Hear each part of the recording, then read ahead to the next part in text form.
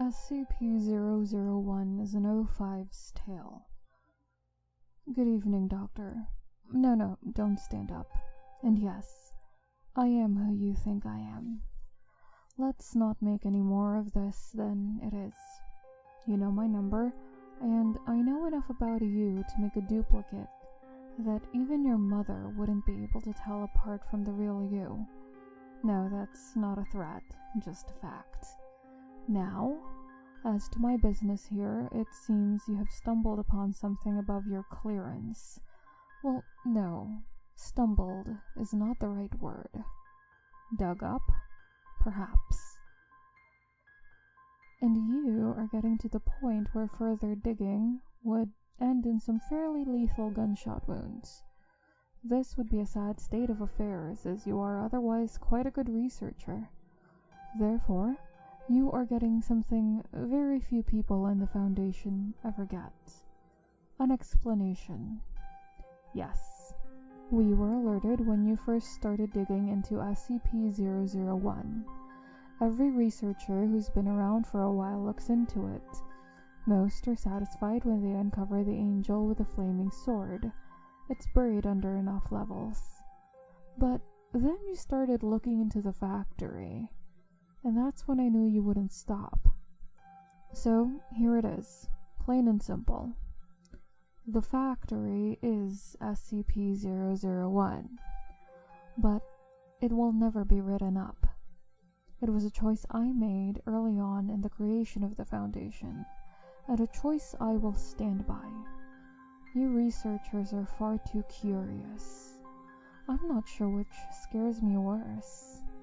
That we'll never understand the factory, or that one day we will. Ah well, I'm sure you're eager to learn more. The factory was built in 1835. Back then, it was known as the Anderson Factory, named after James Anderson, a rather well-to-do industrialist. It was built in, well, we'll just say America, and was the largest factory yet designed, a good mile across at its widest, 3 stories tall throughout, with a special 7-story tower by the front gate that Anderson lived in. It was designed to be the ultimate factory, capable of taking care of everything, including the housing of the workers. People could be born, work, live, and die, without ever leaving the confines of the factory. And work they did, on everything from cattle raising and slaughtering, to textiles, to everything else under the sun. Now, no one knows whether James Anderson was actually a Satan worshipper. It's just as likely that he followed some kind of pagan gods. What is known is that he was very exact in the building of his factory, and in the placement of his machinery within it. Survivors claim the floor was engraved with arcane symbols that were only visible when blood flowed across them. But then the survivors claimed a lot of things. What is known is that Anderson made his money on the blood and sweat, and sometimes body parts, of the lower class. His journals indicate he thought of them as less than human, being put on this earth only to serve his will. Of course, at the time, no one knew about his predilections, and so people flocked to the factory. A place to both work and live at the same time? Well, of course people wanted in. Never mind the harsh hours, working conditions, sadistic security force, and all the rest. Factory workers were forced to work 16-hour days, work only shutting down on Sundays between sunrise and sunset. Workers were not given individual rooms, instead sharing rooms with 8 other people, sleeping in shifts of 3. Medical attention was unheard of. If you were injured in the course of your duties, which most people were, you were expected to just keep working. Anyone too injured to work was dragged off by security, never to be heard from again. For 40 years, the Anderson factory cranked out all sorts of things for people: meat, clothes, weapons.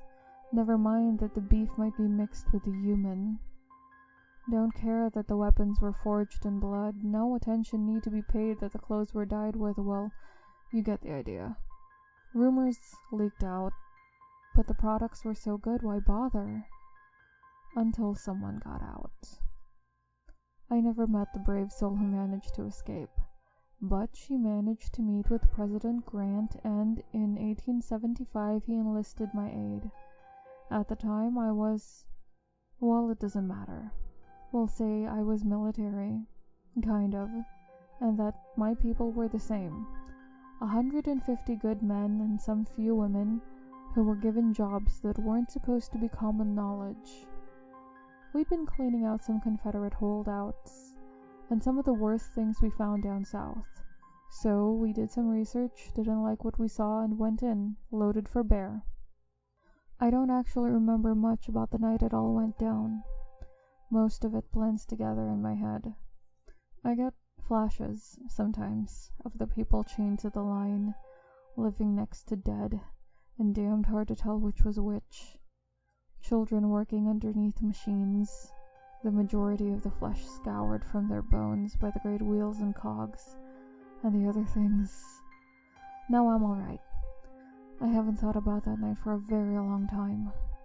The security force wasn't much of a problem, but then Anderson's creation showed up.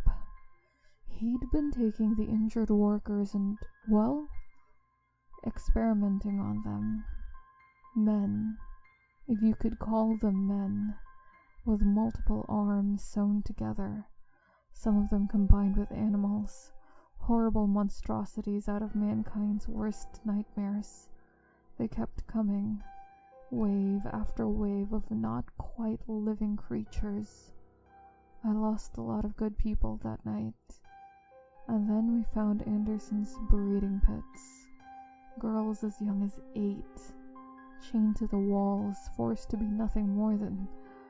I'm sorry. Even today, more than a century later, the memory makes me see red. When we finally found Anderson cowering in his office, we hung him from his tower window with his own entrails. As he died, he laughed, saying it didn't matter. We could kill him, but his factory, the factory, would go on. He was still laughing 24 hours later when we finally cut him down, had him drawn and quartered, and then burned the remains. The entire time he uttered blasphemies that I don't like to think about. We spent a week cleaning that place out, freeing the workers, putting down the things we found in the basements and many lightless rooms. We pulled out things that were useful, stocked them in a house near the gate, tried to make sense of everything. 150 of us went into that hell pit that night, and only 93 came out. By the end of the week, we were down to 71. But the things we found in there, my God. Well, you've been with the Foundation a while. They wouldn't seem as amazing to you.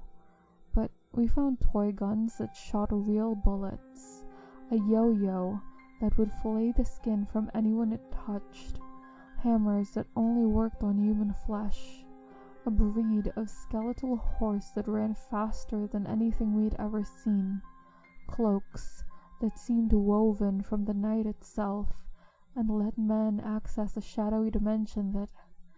I get away from myself.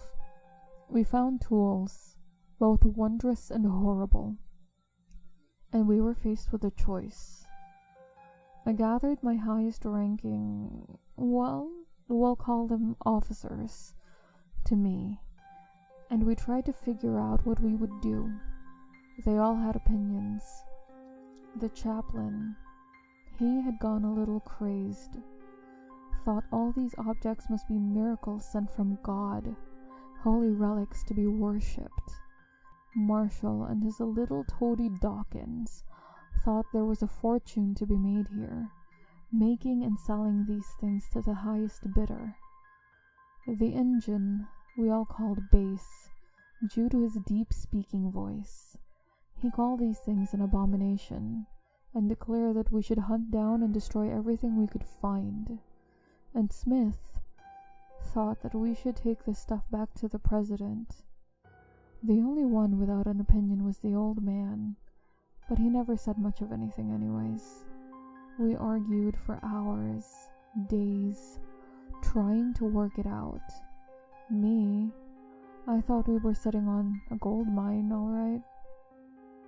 That we could use these things, these objects, to hunt down some of the scary things we'd run into down south, the other monsters this world had to offer, and use this factory for good, as a place to contain these things, find a way to make them work for our fellow man, or at least protect our fellow man from having to deal with them. I'm sure you can figure out what happened. The chaplain snuck away in the night with his devotees, taking a couple of small items with him. The marshal we kicked out when we found him abusing his authority. He promised he'd get revenge, and that little Dawkins shit led the rest of their group off with some of the juicier items. Base and his people tried to light the whole damn thing on fire, then just left when it didn't work. And Smith left to report back to the president. I did manage to get him to promise me he'd tell Grant the factory had been destroyed. I had big plans for that place. Of course, it was kinda hard to follow through on big plans when you only have 12 other people to work with, but it was a start. And it worked, for a while. We had these amazing toys, and finding people to work with us was easy. Back then, going off the grid was as simple as leaving town. We knew what we wanted. We knew what we could be. Leventhal set out, getting us backing. A simple invention here, some well-invested money there. It all worked out. White and Jones set out, getting us other backing. In our previous work, we'd found out some interesting things about people. Some secrets that powerful men didn't want getting out. And with our new position helping keep secrets, we got more people asking us to deal with their secrets. Blackmail is a dirty word, but it works. Bright, Argent, and Luminu got to work cataloging the items. Light and Bright's wife, the nurse.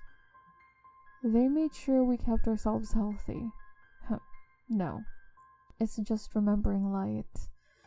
She had such unusual ideas about hygiene for the time. Brilliant woman. Zov, Fleischer, and Karnoff dealt with training the troops. Tesla and Tamlin were in charge of figuring out how to take advantage of the items without making it obvious. We were amazing. The city we built around the factory, which we took to calling Site Alpha, was self-supporting. Agents, researchers, operatives of all sorts. Not by those names, of course, but those positions. We expanded. I'm sorry. I'm an old man. I know I do not look it, but the body lies. The mind doesn't always remember right, and sometimes I get lost in my memories. Things get confused. But the long and simple of it is this. We used the factory. It always seemed to have more empty rooms to store things in. Back then, that was the word for them. Things. No skips then, no. We thought we had the factory tamed. That was one of the reasons I refused to quit this job. If there's anything I can do here, it's remind people that we will never tame these things. Contain them, yes, but as we saw with Abel, tame them? Never.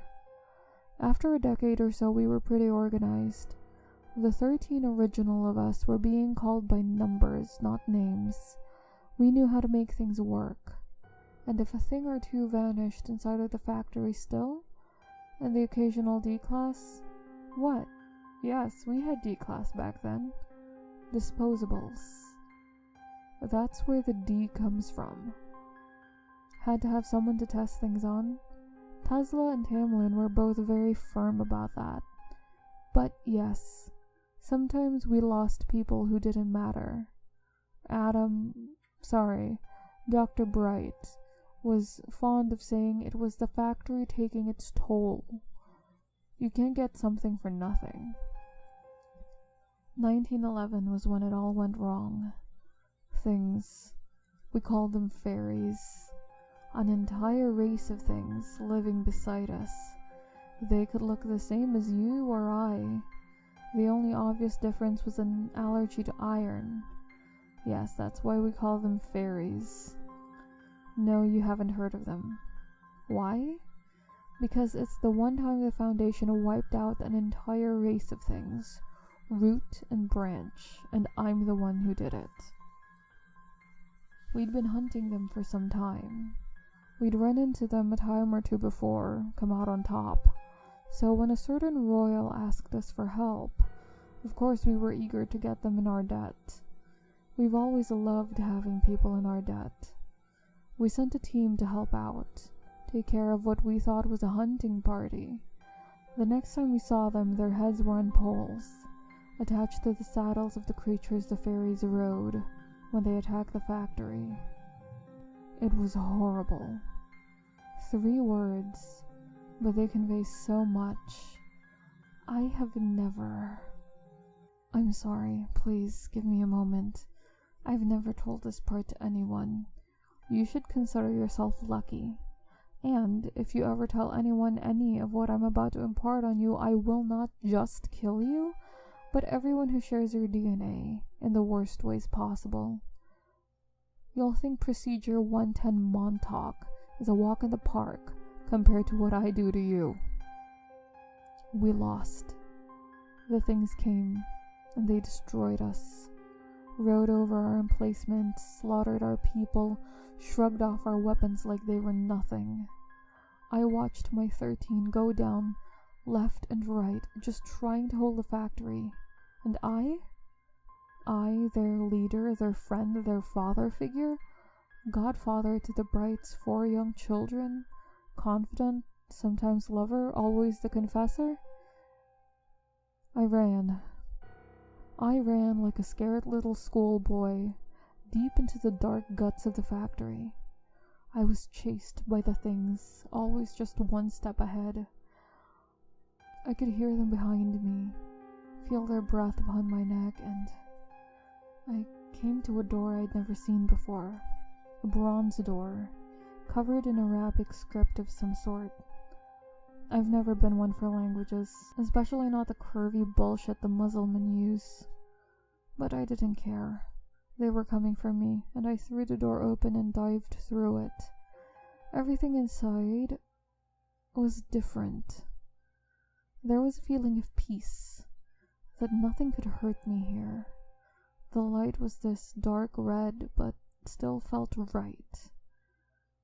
My ears were filled with the steady thrumming of a gigantic heartbeat, and in front of me were the remains of Anderson. It spoke to me then, but I'll be damned if I could tell you exactly what it said. What it told me was more meaning than exact. It offered me hope. It told me that each of the things we had used from the factory, no matter what we did with them, fed it, helped it grow.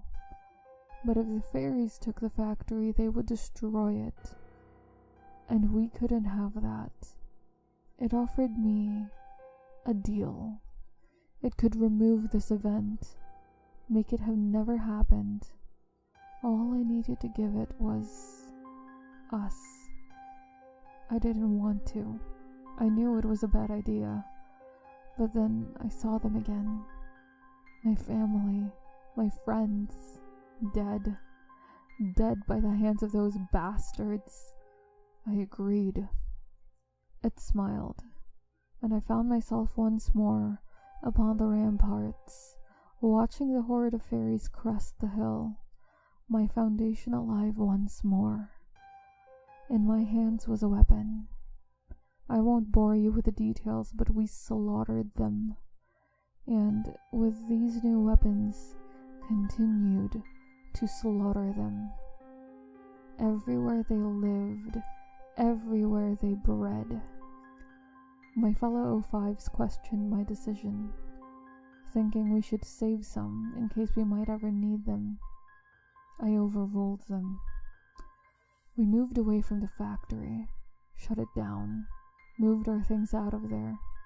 We changed the name from things to special containment protocols, focusing on containing them, not anything else. The others were curious, but understood I had my reasons. I boarded up the factory, locked it shut, buried it under a ton of rubble, saying it was too dangerous. I thought I'd gotten away with it, until I found a thing on my desk. One of the old toy guns that shot real bullets, and it had the factory label on it. I've sent people in from time to time to see what it might be doing. Last time I sent people in to look, there was nothing there. We keep finding factory items out there. I can't help but think of how many more we don't find. The people who use them and keep it hidden. I think back to the body telling me how each item used gave energy to the factory. I never asked it, energy for what? I don't think I want to know. But what do we give it? D-class mostly. Where did you think all those bodies went? There's a place. Bodies are left and they vanish. Everyone thinks I'm a genius for figuring it out. Sometimes I have to feed it other things. Researchers, agents. They never know it's coming. It just reaches out and takes them.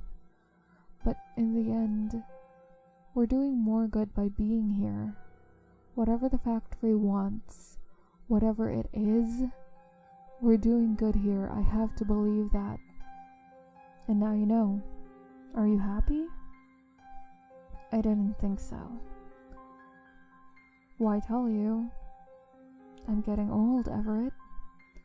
Should I die, someone will have to keep feeding it.